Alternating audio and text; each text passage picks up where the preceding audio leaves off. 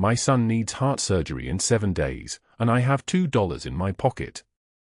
The words tore out of Aria Chen before she could stop them, a whisper swallowed by the November rain hammering Miami streets at 11:27 p.m.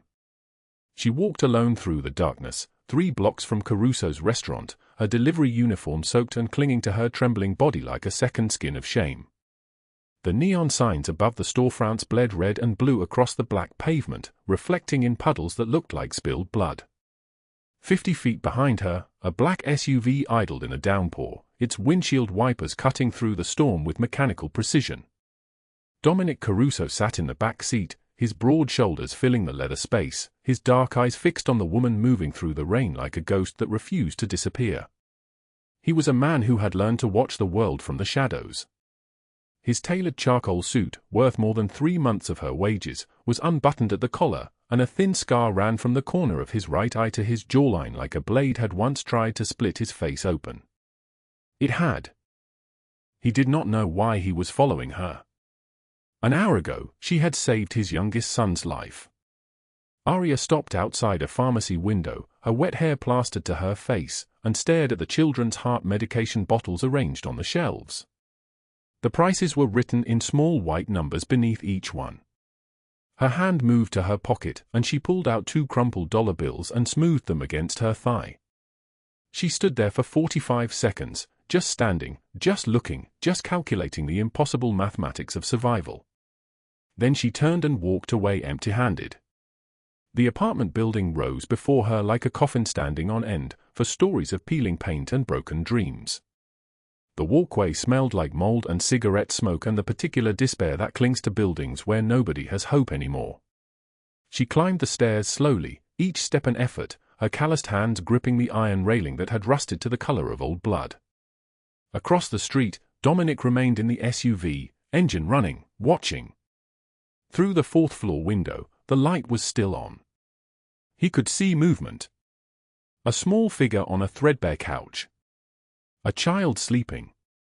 Aria unlocked her apartment door, and the sound of the lock clicking open carried across the street in the silence between rainstorms. She moved inside, and Dominic watched through the window as she knelt beside the sleeping boy. Noah. 6 years old. His small chest rising and falling beneath a Spider-Man shirt that had belonged to another child before he had owned it. An oxygen monitor sat on his finger, its light blinking red in the darkness like a heartbeat counting down to something terrible. She pressed her forehead to his forehead. My son needs heart surgery in 7 days, and I have $2 in my pocket. She whispered the words again, there in that cramped room with its water-stained ceiling and its furniture that had been salvaged from other people's trash. Her lips moved against his small dark hair. Her hands trembled as she tucked a blanket around his sleeping form, careful, so careful, as if movement itself could break him. Dominic Caruso's hands tightened on his knees. Something fractured open inside him in that moment, something that had calcified and died 20 years ago on another November night when his first son was stillborn. The doctors had placed a silent infant in his arms, and he had felt the light drain out of the world forever. That light had never returned. Until now. But what she did not know, what she could not have known, was that the man watching from the darkness was Miami's most dangerous crime boss. Dominic Caruso controlled the docks, the ports, the underground networks that moved cocaine and money and weapons through the city like blood through arteries. 47 men answered to him with absolute loyalty. His word was law. His silence was death. And he had just watched a woman in a soaked delivery uniform kneel beside a dying child and whisper a prayer that was simply the truth of her own devastation. Something in that broke through all of it. All the power, all the violence, all the machinery of his reign. Something small and holy and impossible to ignore. He did not know it yet, but his entire world was about to change. Before we continue, drop a like if this story hits you. Share it with someone who needs to hear it and subscribe so you don't miss what's coming tomorrow. Now let us go back to the beginning, to the moment 3 hours earlier when Aria saved a life and set everything in motion. The kitchen at Caruso's was a furnace of heat and sound. The dinner rush had built to its peak at 8:15 p.m., and the chef screamed orders in Italian while pans clattered like gunfire and the pasta water boiled so violently it looked like it might rupture the pot itself. Aria moved through it all with the practiced efficiency of someone who had learned to disappear into her work, who had discovered that if you moved fast enough and made yourself small enough, some people would forget you were there. She was 31 years old but looked a decade older. Her dark hair was pulled back so tightly it stretched her face, emphasizing the sharp angle of her cheekbones and the hollows beneath them. Her eyes were an impossibly dark brown, almost black, and they held the kind of exhaustion that comes from counting money that doesn't exist and calculating meals that stretch too far. She had lost her husband, James, 18 months ago. He had died in a hospital room at 3:53 in the morning with Aria's hand on his chest, and the cancer had taken everything, including the house, including their savings, including the possibility of a normal life. The medical debt that remained was like a stone tied to her neck. A customer at table 7 snapped his fingers, and Aria was there before he could snap a second time. She had learned that speed was survival in this restaurant. Her manager, Robert Hargrove, a man with the build of someone who had gone to seed but still believed he was powerful, watched from the kitchen door. He was a man of 53 with graying hair slicked back with product and eyes that moved across his female employees like a predator sizing up prey. He kept her tips. He pocketed them every night and told her it was for breakage, for loss, for the cost of doing business. She had learned not to protest. To protest was to be fired. To be fired was to starve. So she smiled at the customer, took his order, disappeared back into the machinery of the restaurant's hunger. The dining room at Caruso's was meant to impress. High ceilings with crown molding, soft golden lighting, white tablecloths that cost more than Aria's monthly rent, and on the far side of the room, separated by a velvet rope, a private booth where the real power in Miami came to eat. Tonight, Dominic Caruso occupied that booth with 5 of his men. The booth itself was the color of blood, deep red leather that had been custom-ordered from Italy. Dominic sat at the center, perfectly still, his men arranged around him like satellites orbiting a dark star. He was a man of 46 who looked like he had been carved from something harder than flesh. His shoulders were the kind of broad that made doorways seem too small. His suit was a black so dark it looked like it had been stitched from the night itself. He had rings on 3 fingers, all gold, all understated in a way that suggested he did not need to advertise his wealth. His watch, a Rolex worth $80,000, sat on his left wrist with the casualness of something he had forgotten he was wearing. The scar on his face caught the light as he turned to speak to Marco, a man of 60 with white at his temples and the bearing of someone who had been loyal to Dominic for longer than most people had been alive. Everything was routine. Everything was ordered. Everything was exactly as it had always been. Until the door from the kitchen crashed open and a small boy of 6 years old, dressed in a tiny suit that matched his father's, wandered out into the dining room. His name was Luca, and he was Dominic's youngest, born after the stillbirth that had nearly killed his mother. Luca had learned early that his job was to be seen and not heard, to sit quietly in his father's presence, to understand that the world operated according to rules that did not apply to other children. He had left the booth because he was bored. He had wandered toward the kitchen because he smelled garlic and warmth. He had taken a step backward to look at the paintings on the wall, and his foot had found the edge of a tile that was slightly raised from the floor. He fell backward, his small body losing the architecture of balance, his head moving toward the edge of the marble table in the restaurant's foyer with the inevitability of gravity itself. No one saw it happening except Aria, who was carrying a tray of risotto toward table 9. She moved without thinking. The tray fell. Dishes shattered across the white tablecloth like a declaration of surrender.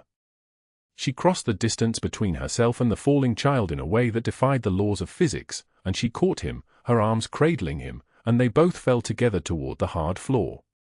She twisted as they fell, her body becoming a shield, her shoulders taking the impact while her hands cradled his head, protecting it from the collision. They hit the marble with a sound that echoed through the restaurant like a gunshot. Silence descended. Complete and total silence. Every fork stopped moving. Every conversation died.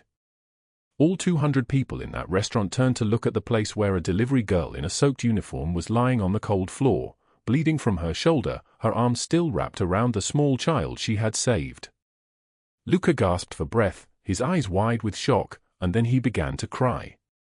Aria did not cry. She simply lay there on the cold marble floor, her shoulder burning, her breath coming in sharp gasps, and she looked down at the boy in her arms to confirm what she already knew. He was alive. She had caught him before his skull could crack against the table. She had taken the impact herself. She had done it without hesitation or calculation or any thought beyond the simple fact that a child was falling and she could stop it. She pushed herself up slowly, her left arm screaming with pain, and she helped the boy to his feet. A man's voice cut through the silence, deep and solid like an oath, speaking her name as if he already knew who she was. Dominic Caruso stood from the blood-red booth, his men rising with him in perfect synchronization. He moved through the restaurant toward her with the slow deliberation of someone who did not need to hurry because the world would wait for him. His dark eyes held her face, and something passed between them in that moment that neither of them would be able to explain for weeks afterward. He reached for his son, and Luca went to him without hesitation, wrapping his small arms around his father's neck. Dominic held the boy against his chest, and his eyes never left Aria's face. "You're hurt," he said. It was not a question. "I'm fine," Aria whispered. It was a lie. Her shoulder felt like it was on fire. "Your name," he said. "Aria Chen." "Aria Chen," he repeated, and the way he spoke her name made it sound like something precious, something worth remembering. He nodded once, a small gesture, but his men saw it and understood that this moment had changed something in the machinery of the world. Then he carried his son back to the booth, and the restaurant held its breath. Robert Hargrove appeared at Aria's elbow, his face the color of old meat. "Clean that up," he hissed, his voice like poison leaking through a crack. "And you're done. Don't bother coming back tomorrow." He walked away, leaving her standing in the wreckage of the dishes she had dropped, surrounded by 200 people who had seen her sacrifice herself for a child who did not belong to her. None of them knew what would come next. The clock on the wall of Caruso's read 8:11 p.m. when Aria Chen walked through the kitchen doors carrying an empty tray, her feet screaming inside shoes that had cost $4 at a thrift store 2 years ago.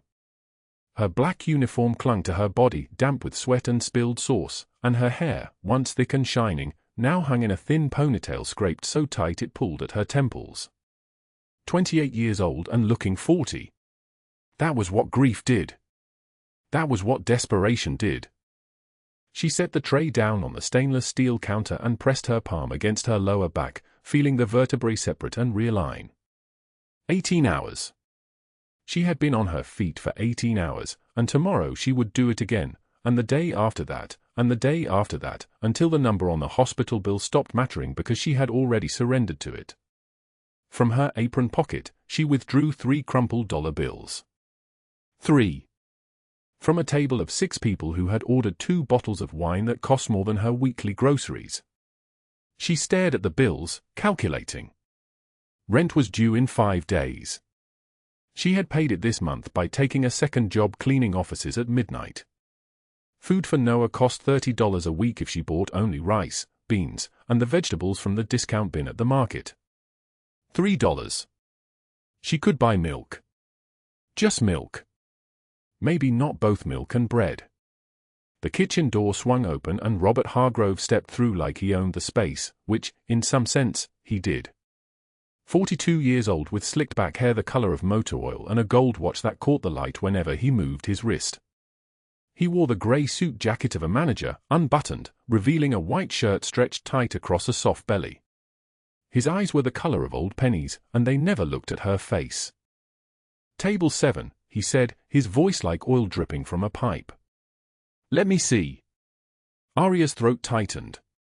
She placed the 3 bills in his open palm. Robert's fingers closed around the money, and he counted it slowly, deliberately, as if each second of her discomfort was a flavor he was savoring. Then his hand moved again, and 2 bills disappeared into his jacket pocket.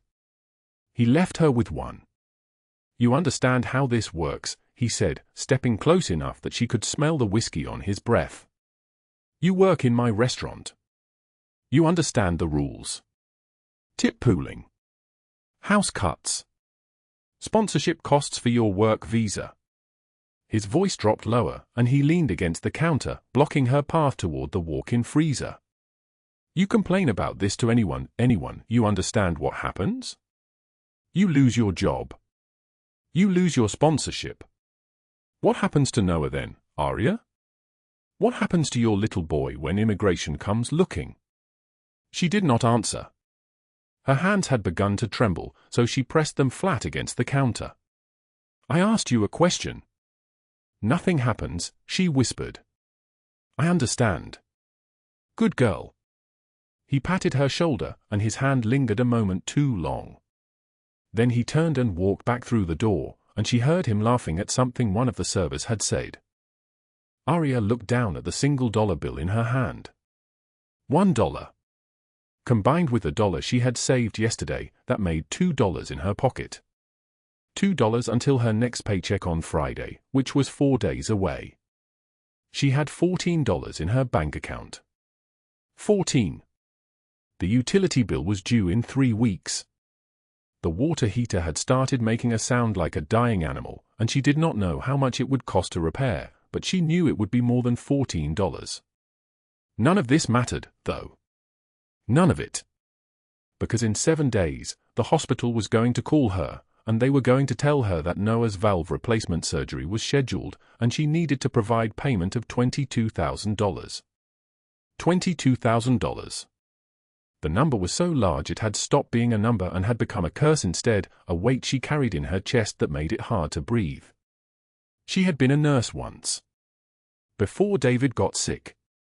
Before the medical debt swallowed everything they owned. She had made $52,000 a year, and they had had a house, and Noah had had a room with dinosaur wallpaper and a nightlight shaped like a moon.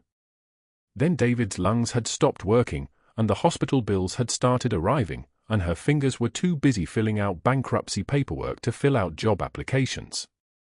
By the time David died, 18 months ago, they had lost everything except the apartment in the neighborhood where nobody asked questions.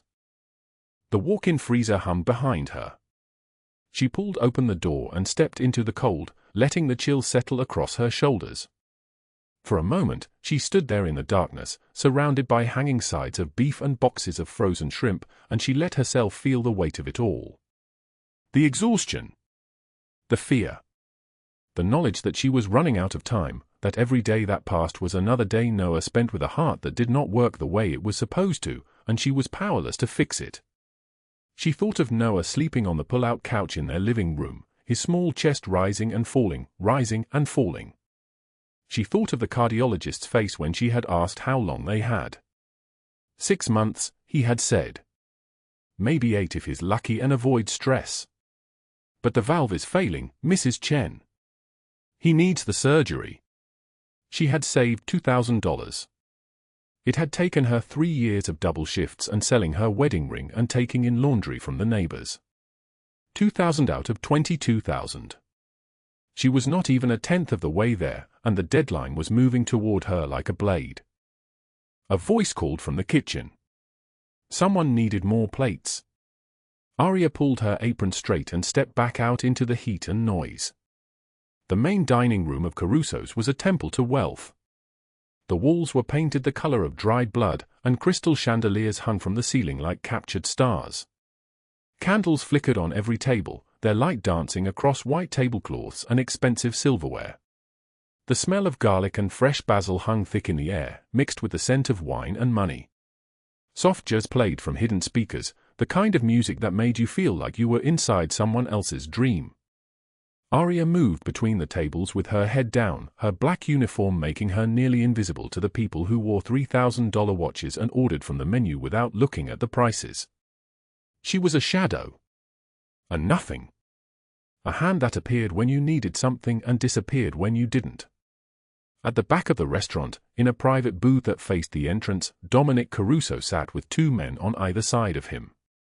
The booth was upholstered in the same blood-red leather as the walls, and the table in front of them was covered with the remnants of dinner. Dominic was 35 years old, and he looked like a man who had been carved from stone and then left out in a storm for years. His shoulders were broad and powerful beneath a tailored black suit, and his shirt was open at the collar, revealing the edge of a tattoo. His dark hair was swept back from his forehead, and there was a scar that ran from the corner of his left eye down to his cheekbone, thin and silver like a wire. His hands were large and scarred, and he wore a gold ring on his right hand that was worth more than Aria's entire apartment. The men sitting with him were Vinny and Theo. Vinny was older, maybe 50, with graying hair and a limp that had come from a bullet in 1998. Theo was younger, close to Dominic's age, with a kind of beautiful face that did not match the coldness in his eyes. They were discussing something in low voices, and occasionally one of them would gesture at a piece of paper on the table, and Dominic would nod or shake his head. Territory disputes. That was all that mattered to men like that. Where the boundaries were. Whose blood would spill if someone crossed the line. Aria did not look at them. She had learned long ago that looking was dangerous. Looking meant you might see something you should not see. Looking meant you might remember a face you would later be asked to identify to a police officer. Looking meant you were a witness, and witnesses were liabilities. She moved toward the kitchen, her tray held high, and that was when she heard the sound. A child's scream, not the sharp, playful scream of a child at play, but something else. Something raw. Something terrified. It came from somewhere behind the restaurant, from the direction of the back entrance. For a moment, everything stopped. The jazz music seemed to pause. The conversations at the table seemed to hold their breath. Dominic's head turned sharply. His dark eyes, which had been focused on the piece of paper in front of him, suddenly found the back of the restaurant. Vinny and Theo straightened, their hands moving beneath the table where they kept their guns. Aria's feet were already moving before her mind had caught up with them. She had been a nurse. That part of her had never truly left, no matter how many years had passed, no matter how broken she had become. She set her tray down on the counter and walked toward the back of the restaurant, toward the kitchen and the storage area and the door that led to the alley where the dumpsters lived. The rain had started again, the November kind of rain that felt like needles against her skin. The back alley of Caruso's was narrow and dark, lit only by the amber glow of a security light mounted high on the brick wall. Puddles reflected the light, and the smell of rotting food and motor oil hung in the air like a curse. She saw him immediately. A small boy, maybe 7 years old, lying on his side near the dumpster. His face was the color of chalk, and his lips had taken on a shade of blue that made Aria's stomach drop. She did not think. She moved. Her hands were on his chest, and she was checking for breath, for a pulse, for any sign that he was still alive. His small body was cold and limp. His lips were not moving. His chest was not rising and falling. "Come on," she whispered. She tilted his head back, opened his mouth, pinched his nose. Her breath filled his lungs once, twice. Then she positioned her hands on his chest again, and she began to push. 1, 2, 3, 4, 5. The compressions were shallow, his ribs were so small, so fragile. She was terrified she would break them. 1, 2, 3, 4, 5. His chest was not moving. His eyes were not opening. "Come on, baby," she whispered. "Come on." The November rain fell harder, soaking her uniform, dripping from her hair into her eyes. She did not stop. She could not stop. 1, 2, 3, 4, 5. Her muscles screamed. Her shoulder, which had been injured years ago when David had fallen and pulled her down with him, burned with a pain that felt like fire. She kept pushing. Then, a sound. A gasp. A terrible, wonderful, wet gasping sound. The boy's body convulsed, and he coughed, and water came pouring out of his mouth, and he was breathing, he was actually breathing. Aria sat back on her heels, and for a moment, she could not move. She could barely process what had just happened. The boy was coughing, gasping, his small body shaking with cold and shock. "It's okay," she whispered. "It's okay. You're okay." Behind her, the back door of the restaurant burst open so violently that the hinges seemed to scream in protest.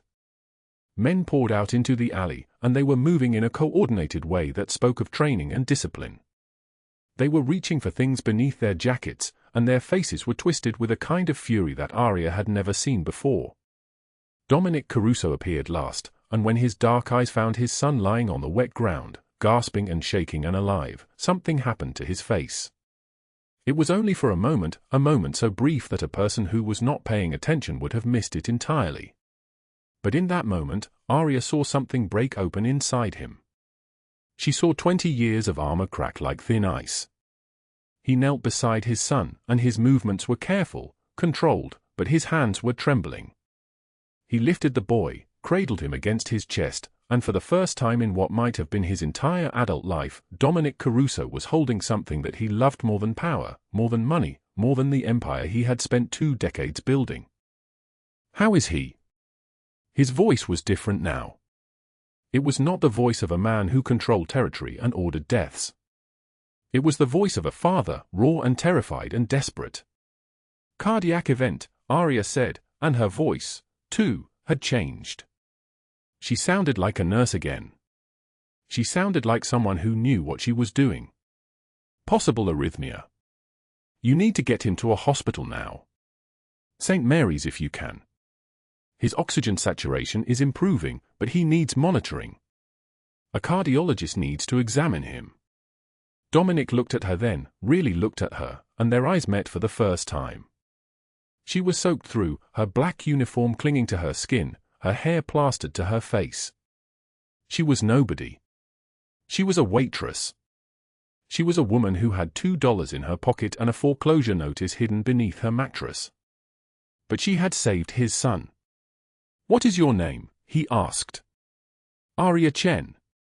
He said her name aloud, slowly, as if he was tasting it, as if he was filing it away in some part of his mind where important things were kept. Then he stood up, his son still cradled in his arms, and he walked back through the door. Vinny and Theo followed, and they did not even look at her.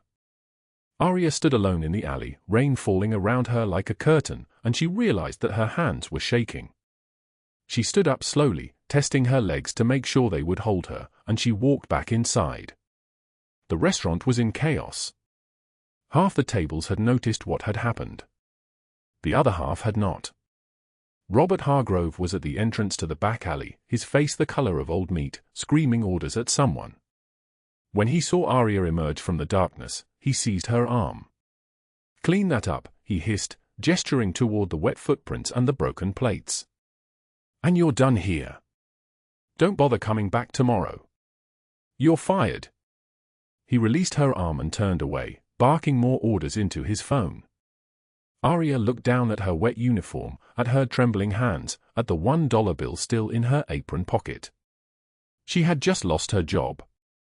She had no income now.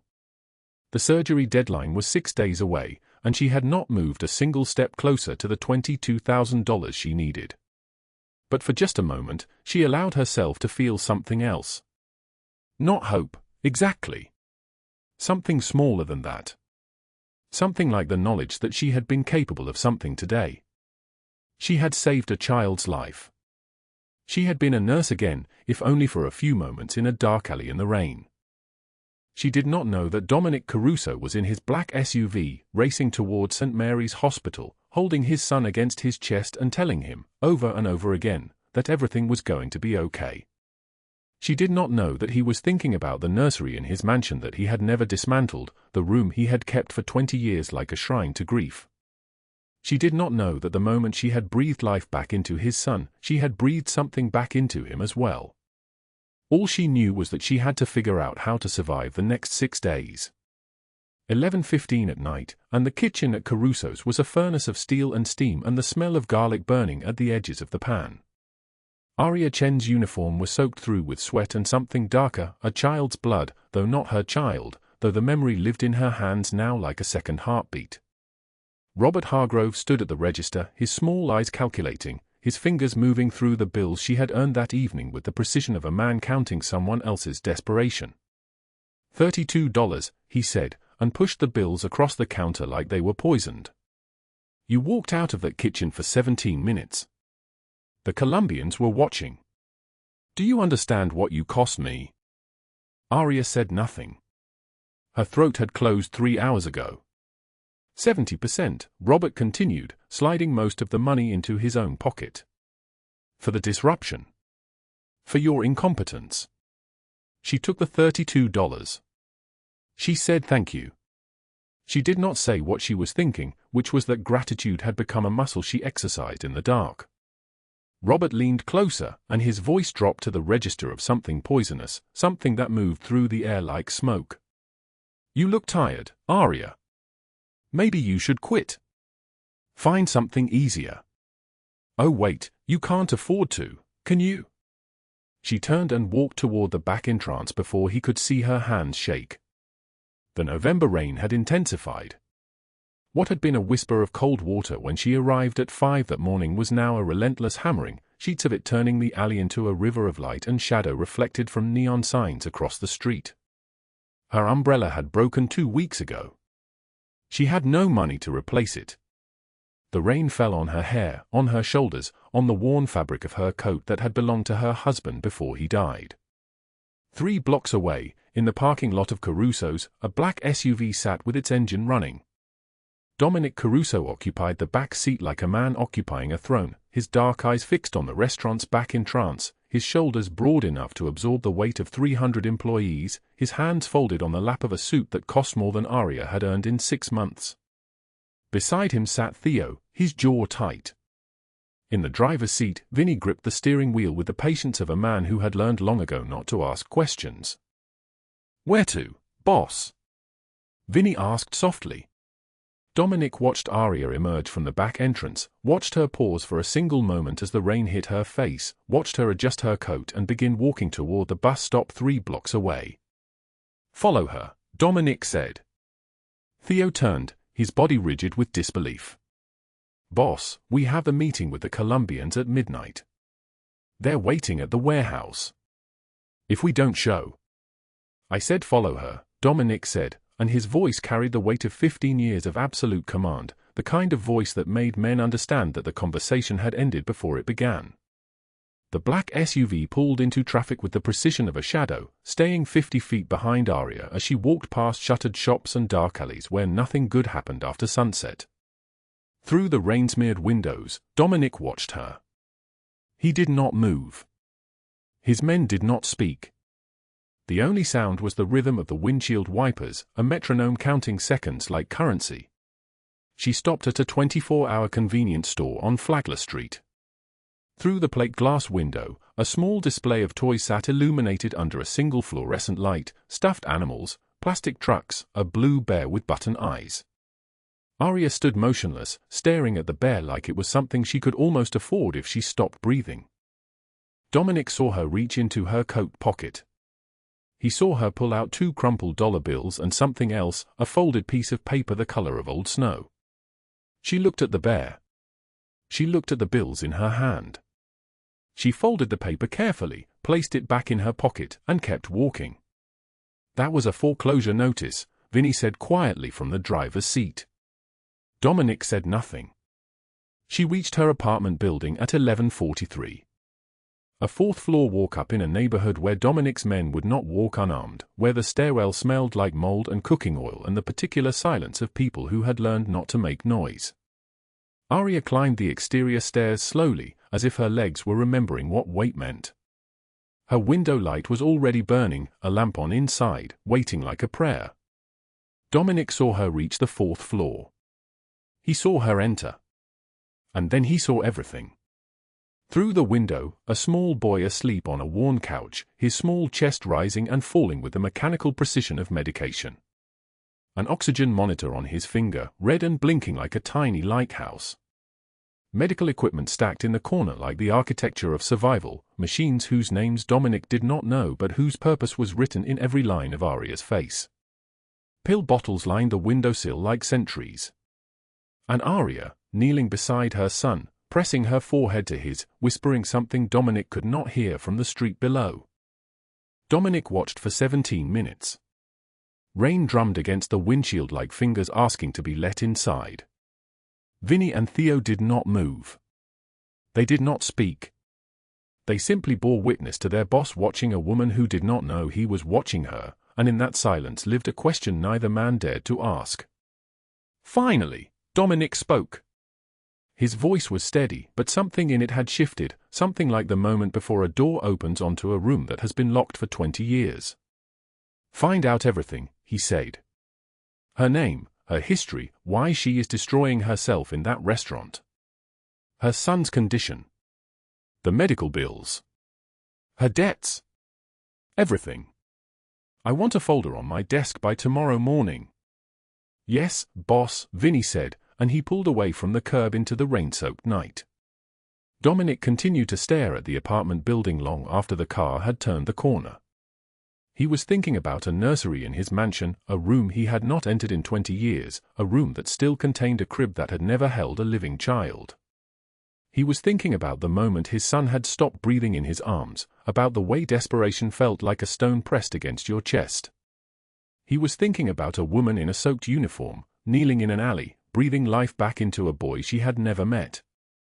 What changed everything was that Dominic Caruso, a man who had built an empire on the principle that sentiment was a weakness, had just made a decision that would collide his world with Aria Chen's in ways neither could control or escape. The next morning, at 9:30, Vinny placed a folder on Dominic's desk. The office overlooked Biscayne Bay, where the water was the color of old steel. Dominic opened the folder and read without moving. Aria Chen. 28 years old. Widow for 18 months. Her husband David had died of cancer. The medical bills had totaled $47,000. She was still paying them. Her son Noah was 6 years old, and his heart was not complete. The valve replacement surgery cost $22,000. The hospital had given her a deadline. 7 days. In 7 days, either her son would have the surgery, or her son would die waiting. She had $2 in her bank account. Boss, Theo said quietly from the doorway. In 15 years I have never seen you look at someone like you looked at her last night. What do you want us to do? Dominic closed the folder. He turned toward the window where the bay stretched out like something infinite, something that promised escape but delivered only the same shore, no matter how far you swam. I want to know, he said, who is making her life hell. Across the city, in a downtown penthouse where the air conditioning was set to the temperature of a tomb, Victoria Ashford sipped wine and smiled. She was 51, and she had learned long ago that the world belonged to people who understood how to weaponize other people's desperation. Her blonde hair was styled with the precision of something that had taken 3 hours and cost more than Aria's monthly rent. Her suit was Italian, tailored, the color of money. Robert Hargrove sat across from her, and he was nervous in the way men become nervous when they are sitting across from someone more dangerous than themselves. The Chen woman, he said, is 3 weeks behind on rent. I keep her tips to motivate her, but she is useless. Fire her. Evict her. Let her be someone else's problem. Victoria set down her wine glass. It made no sound against the marble, the room was too expensive for sound. She has a sick child, Robert. Desperate mothers make excellent examples. Keep her working. Keep her drowning. And when she finally breaks, when she reaches the moment where she understands that she cannot save her own son, we will make sure everyone knows she failed. It will keep the other tenants in line. Nothing controls people like the knowledge that the system will destroy you if you are not careful. She smiled. It was not a smile that contained warmth.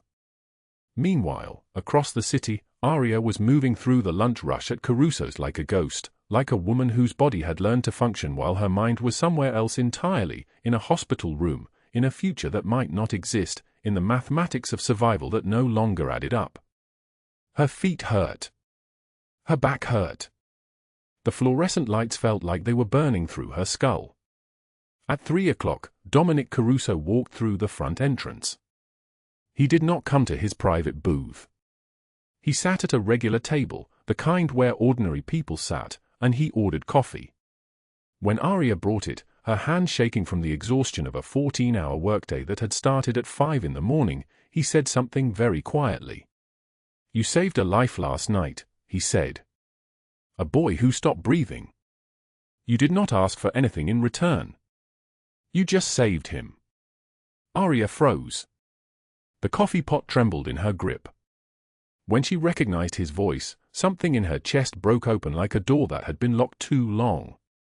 Is he okay? She whispered. Your son? He is fine, Dominic said, because of you. He did not say it the way someone thanks a waitress. He said it the way someone says something that has remade their life. Sit down, he said. She glanced toward the kitchen where Robert Hargrove stood watching, his face the color of something rotting. I can't. I'll get fired. Sit down, Dominic said again, and this time his voice hardened into something that transcended requests. It was the voice of a man accustomed to the world reorganizing itself according to his will. Saturday. Why are you working yourself to death in this place? He asked. Aria looked at her hands. They were not the hands she remembered having. These were someone else's hands, calloused, trembling, marked with small burns from hot plates and the particular exhaustion of someone who had forgotten what it felt like to sleep. Because my son needs surgery in 7 days, and I have nowhere else to go. Dominic leaned forward. His eyes were the color of a winter sky, gray and infinite and impossible to read. How much do you need? $22,000, she said. The number felt obscene when spoken aloud. I have $2. So I need a miracle, or I need to accept that I'm going to lose him like I lost his father. Dominic was silent for a long moment. When he spoke again, his voice carried the weight of something he had not said in 2 decades. What if I helped you? Aria's eyes flashed with something bitter and sharp. Why would you help me? I'm nobody. You don't know me. People like you don't help people like me without wanting something, and I have nothing left to give. I lost a son 20 years ago, Dominic said. The words came out like they were being torn from somewhere deep inside him. He never took a breath. I have spent 20 years wishing I could have saved him. You saved mine without thinking twice. Let me help yours. At the bar, Vinny and Theo exchanged a look. In 15 years of working for Dominic Caruso, they had never seen him sit beside anyone like this. They had never heard his voice contain that kind of gentleness. Vinny whispered to Theo, in all the years, never seen him like this. But what neither man understood was that Robert Hargrove was watching from the kitchen window, and his face had gone the color of something dead. And what neither man could know was that Robert was already pulling out his phone, already dialing Victoria Ashford's number, already setting into motion the events that would force Dominic Caruso out of the shadows forever. The November rain fell like needles, sharp and relentless against the windows of Aria's apartment. She sat on the worn linoleum floor at 2 in the morning, her body folded into itself like something broken. The foreclosure notice lay across her lap, the paper soft from being opened and refolded 1,000 times until the creases threatened to tear straight through. Her hands trembled as she held it. Not from cold. From the weight of knowing that everything was about to collapse. In the bedroom, Noah slept peacefully for the first time in weeks. The surgery was scheduled for tomorrow morning. Dominic Caruso's anonymous donation had covered the $22,000, the impossible number that had lived in her nightmares made suddenly, impossibly real. But the relief of that gift had lasted exactly 4 hours before Robert Hargrove's text arrived, "You are fired. Be out of the restaurant by tomorrow." The apartment smelled like the mac and cheese she had made Noah for dinner, the only food left in the cupboard before she could restock. The single pot she owned sat beneath the ceiling leak, and the drip, drip, drip of water hitting metal filled the silence like a countdown she could not stop. Aria reached for her phone. Her finger hovered over the social services number she had memorized months ago. Maybe Noah would be better off with someone else. Someone who could provide for him. Someone who was not failing every single day. The thought arrived like poison, spreading through her chest. Her hand shook as she unlocked the screen. Then Noah murmured from the other room, his small voice drowsy and certain, "Love you, Mama." One tiny phrase. For words. Her hand froze. The phone fell to her lap. She sat in the darkness and listened to her son breathe. After a long moment, she whispered to the empty apartment, "I am not done yet." What Aria did not know was happening across Miami at that exact same hour. Dominic Caruso stood in his office on the 42nd floor of a building that had no name, just a polished brass number on the street-level door. Floor-to-ceiling windows framed the sleeping city below him, and his lieutenant Vinny stood beside a laptop, his face grave. "She was fired from the restaurant," Vinny said, turning the screen toward Dominic. Robert texted her at 9:15 p.m. No notice, no severance. He also filed a complaint with the landlord claiming she was 3 months behind on rent. "She is not. I checked." He forged the dates. Dominic's jaw tightened. Continue. Victoria Ashford visited her apartment this evening with Robert and a news crew. They filmed an interview. It was edited to make Aria look like a negligent mother who scammed charity to cover her own failures. The segment airs tomorrow at 6 a.m. on every local station. It is designed to destroy her credibility completely, to ensure she never gets hired again. The silence that followed was the kind that made men reconsider their life choices. Dominic's fingers were splayed flat against the desk, and his eyes, grey as a winter sky, were very still. How much has Robert Hargrove stolen from the restaurant staff over the past 2 years? Dominic asked. $63,000 in pocketed tips. Every staff member submitted statements. It is documented. And Victoria Ashford's real estate holdings. 12 buildings. 12 families forced into foreclosure using falsified inspection reports, media campaigns destroying their reputations. The FBI has been trying to build a case for 18 months. They have 90% of what they need. They are waiting for a cooperating witness or additional evidence. Dominic turned away from the window. His suit was custom-tailored, charcoal grey, the kind that cost more than Aria's monthly rent before the restaurant fired her. When he moved, every motion was controlled, deliberate, the way a man moves when he has spent 15 years perfecting the art of violence. He made 2 phone calls. The first was to Special Agent Patricia Morrison at the FBI field office, the woman who had been trying for nearly 2 years to prosecute Victoria Ashford. He gave her everything: names, dates, property addresses, evidence of systematic tenant abuse, the falsified inspection reports, the media manipulation campaigns designed to destroy people who challenged her. The second call was to every news director in Miami. He did not give his name. He did not need to.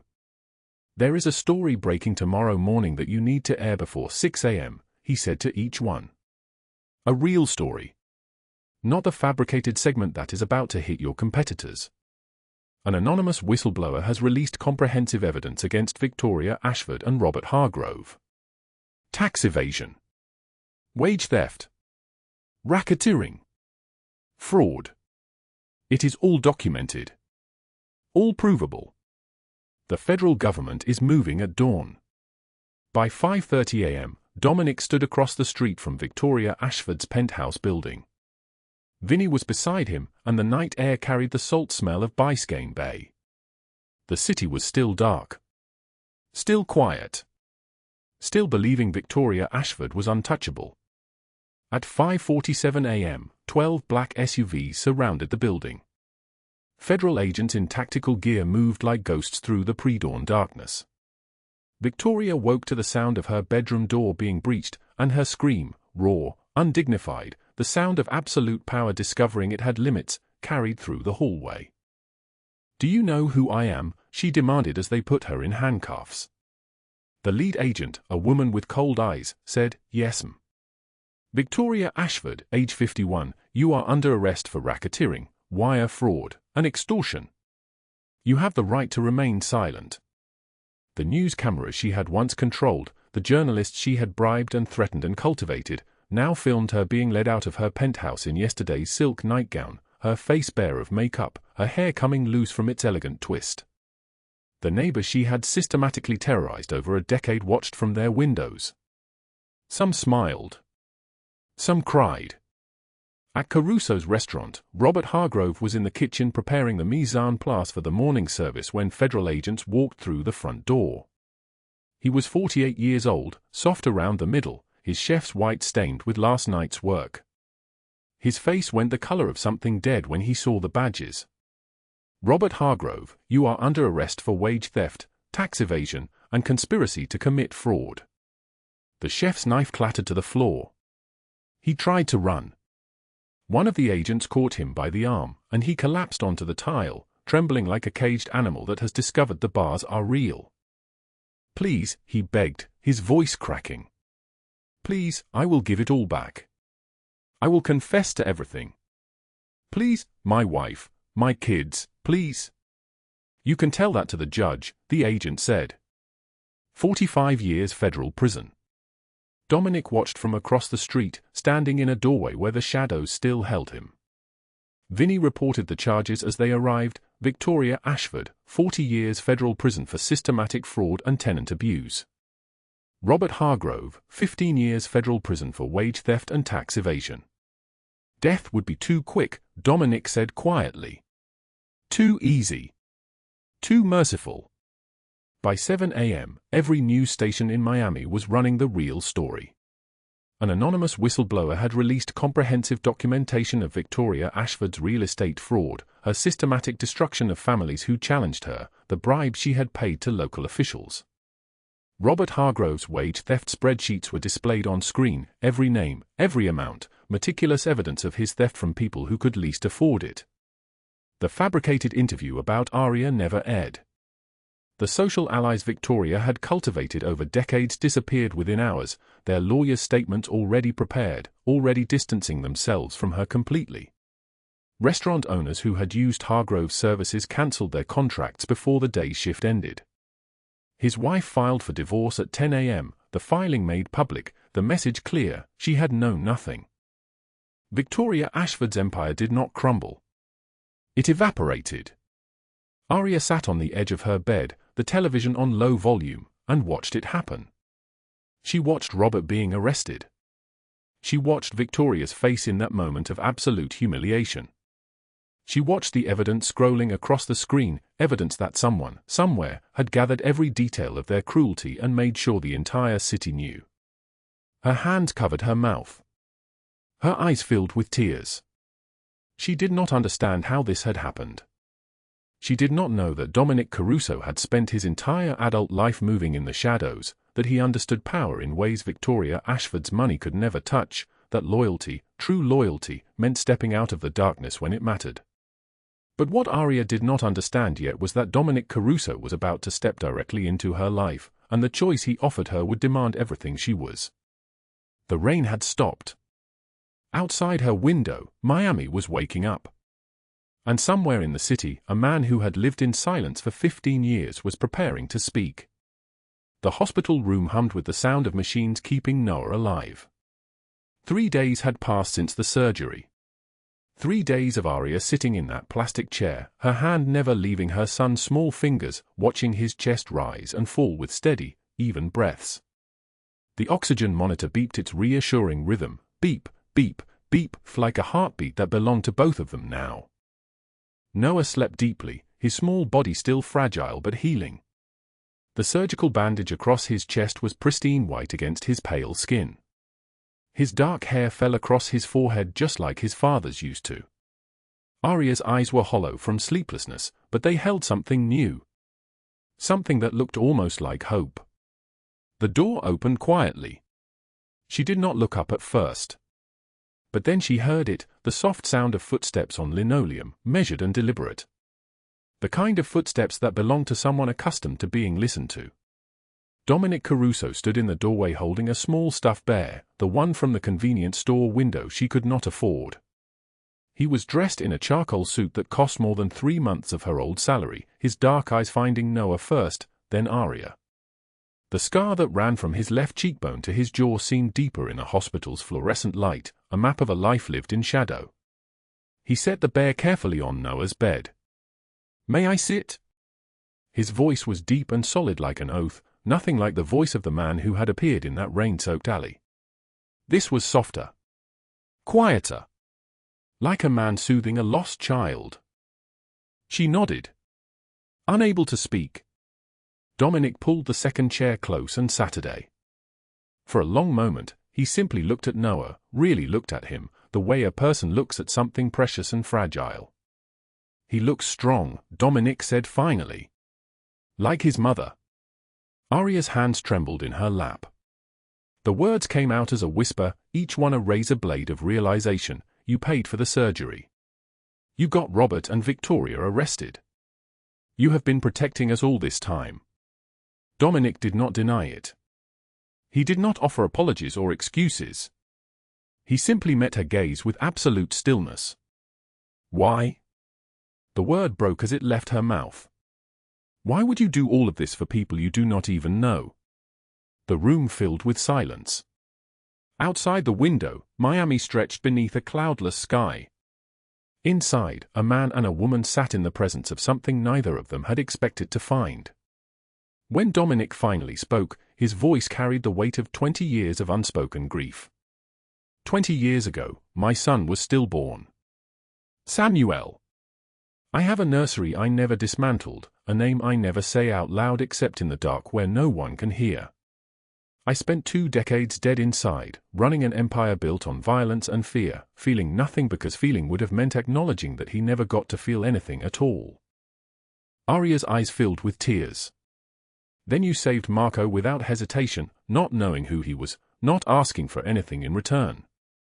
And I followed you home through the rain-slicked streets, and I watched you fight for Noah with $2 in your pocket and a heart that refused to break. Something fractured open inside me that I thought was gone forever. Something that remembered what it meant to protect life instead of destroy it. Aria stood abruptly, her chair scraping against the linoleum with a harsh sound that made both of them flinch. She walked to the window, her arms wrapped around herself like armor. I am not a charity case, she said, her voice shattered like glass. I do not need to be saved. I need to save myself. I know. Dominic's words came quietly from behind her. That is exactly why I stayed in the shadows. That is why I never showed you my face, never asked for your gratitude, never demanded anything in return. But you should not have to fight alone, Aria. Strength is not the same as isolation. She turned to face him. Tears streamed down her cheeks, but her eyes were fierce. What do you want from me? Dominic stood and walked to Noah's bedside. He looked at the boy for a long moment, then back at her. I want you to let me be part of your life. Slowly. Carefully. As someone who respects what you have survived. Not as the man who saved you, but as someone who sees your strength and wants to stand beside it. Not as a savior. As an equal. He reached into his jacket and withdrew a thick envelope. His hands that had ordered violence, hands that had built empires, trembled slightly as he held it out. A job offer from a medical supply company I own. Legitimate work. $60,000 a year. Full health insurance. The signing bonus covers the remaining debt on your husband's medical bills. His voice dropped lower.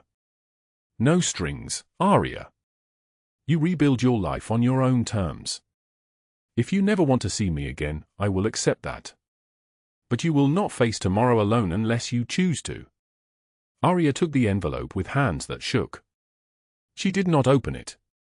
She simply held it against her chest like it might disappear if she let go. I will be at Caruso's restaurant every Thursday at 7 p.m., Dominic continued, moving toward the door. Sitting at the table by the window. If you want to talk, come. If you do not, I will understand. But I will be there. You have my word. He left before she could respond. For a long time, Aria stood alone with Noah and the job offer and the stuffed bear. The hospital room was quiet except for the steady beep of the oxygen monitor. Outside, the Miami afternoon was bright and ordinary, the kind of day that happened every day to millions of people who had never known the weight of $2 in a pocket or the impossible mathematics of survival. But Aria Chen had known those things.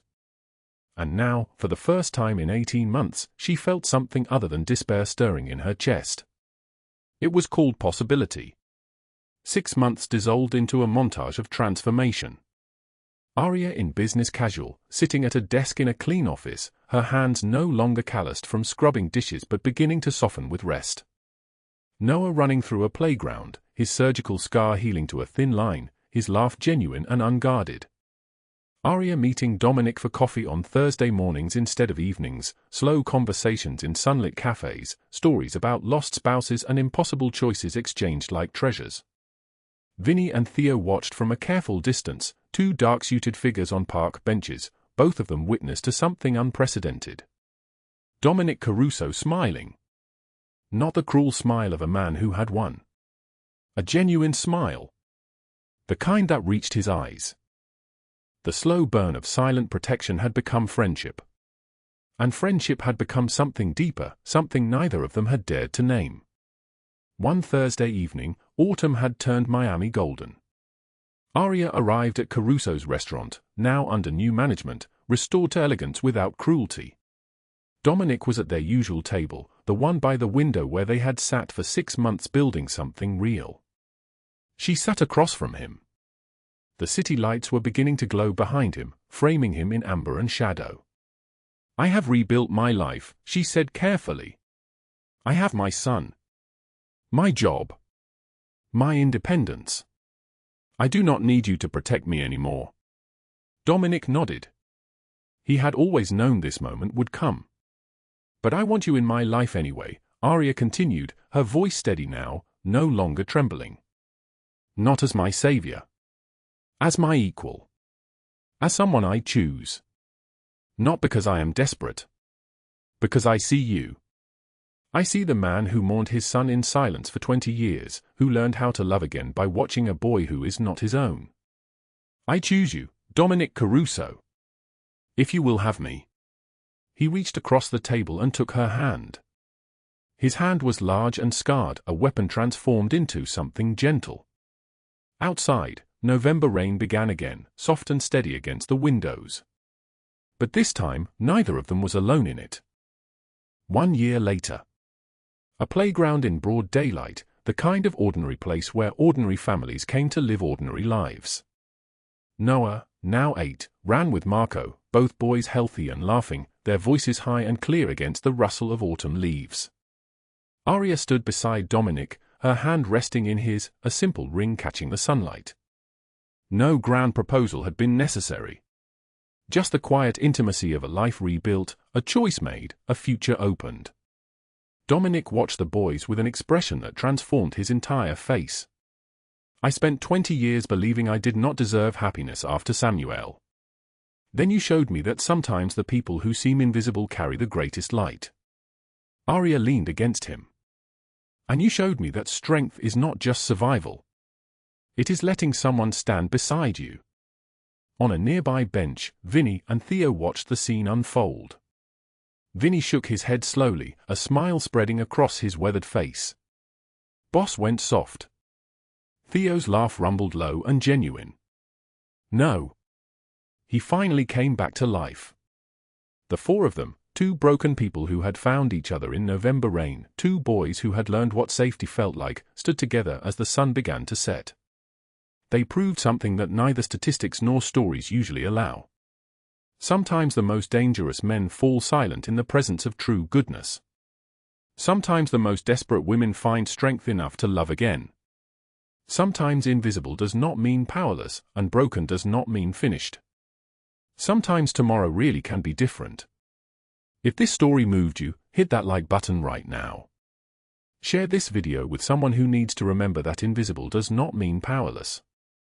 Subscribe and turn on notifications because tomorrow we have another story about unexpected connections and the courage it takes to love again. Drop a comment telling us what you would have done in Aria's position.